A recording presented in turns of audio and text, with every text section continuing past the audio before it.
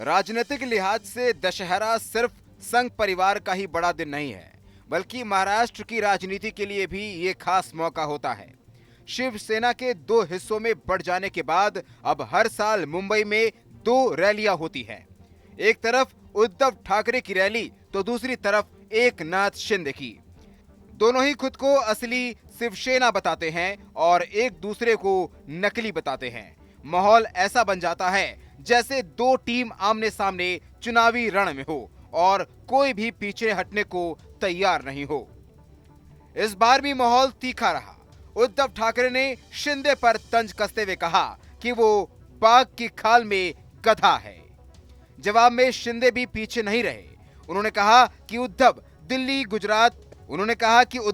दिल्ली मुजरा करने जाते हैं। शिंदे ने खुद के दिल्ली जाने का बचाव करते हुए कहा कि वो विकास के लिए जाते हैं, जबकि ठाकरे परिवार 10 जनपद में मुजरा करने जाता है। लेकिन उद्धव ठाकरे का निशाना सिर्फ शिंदे तक सीमित नहीं रहा। उनका मुख्य हमला बीजेपी और केंद्र सरकार पर था। उद्धव ठाकरे ने कहा कि बिहार चुनाव में बीजेपी वोट खरीदने में लगी है, जबकि बाढ़ से जूझ रहे महाराष्ट्र की मदद करने के लिए उनके पास समय या पैसा नहीं है। उन्होंने बीजेपी को अमीबा की तरफ फैलने वाला बताया और कहा कि जहां जहां बीजेपी जाती है वहां समाज में अशांति और दरारें पड़ जाती हैं। सोनम वांगचुक की गिरफ्तारी से लेकर बिहार में हुए एसआईआर तक का मुद्दा भी उद्धव ठाकरे ने उठाया। उन्होंने सवाल किया कि क्या अब देश में अधिकारों और न्याय के लिए लड़ना अपराध या देशद्रोह बन गया है। संघ को घेरते हुए उन्होंने पूछा कि क्या यही आरएसएस के 100 सालों की मेहनत का फल है।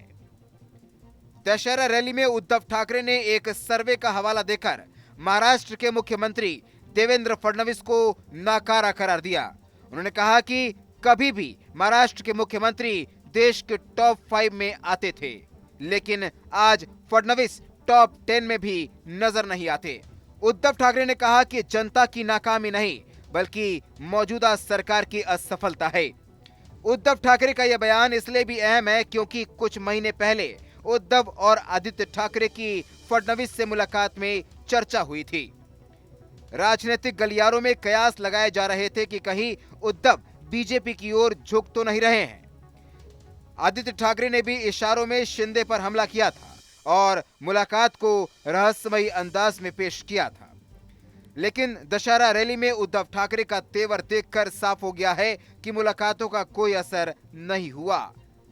अब उनका पूरा ध्यान शिंदे और बीजेपी दोनों पर हमला करना है। उद्धव ने साफ कर दिया है कि शिवसेना के दोनों गुट आमने सामने हैं और पीछे हटने वाला कोई नहीं।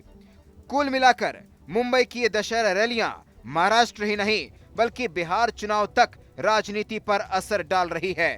उद्धव ने शिंदे और बीजेपी दोनों को घेरा। शिंदे ने भी पलटवार किया और दशहरा फिर से शिंदे ने भी पलटवार किया और इस तरह दशहरा फिर से शिवसेना की दो धाराओं के बीच सियासी जंग का बड़ा मंच बन गई।